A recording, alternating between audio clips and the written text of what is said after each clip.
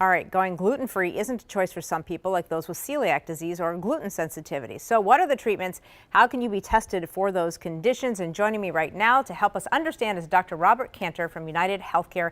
Thanks for being here with us today. Thank you for having me. We really appreciate it. I think this is something that a lot of people are interested in because they either think they have a gluten sensitivity or they're not sure, but they cut it out of their diet. But we need to know what exactly is celiac disease first before we can move forward, right? Absolutely, absolutely. So celiac disease is a condition that prevents the body from absorbing nutrients that we need, that we have to have. It can lead to malnutrition, and it's a problem that is only treated by avoiding that product that is causing troubles, which is the gluten product. I was going to ask about that. So that's really the only thing that we can do to treat celiac disease? It is the top treatment, is to avoid the gluten, which is in the foods that we have and many other products. And so you can get tested to find out if you truly have celiac disease or if you have a gluten sensitivity? You certainly can if you are worried about it, and especially if you have a family member who has it as well, because there are some genetic components to this. You should get tested. Okay.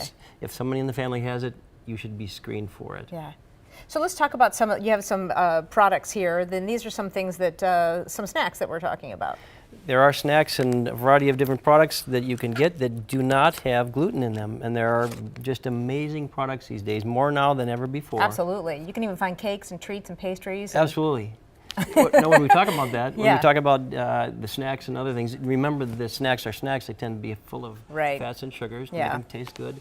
But these were nicely provided to us by Seward Community Co-op. This is a great spot that has many, many options for gluten-free products. These are the products that are the meat products, the meat sticks. We have products that are also the coconut mint chocolate macaroons. That's up my alley. Mine right too.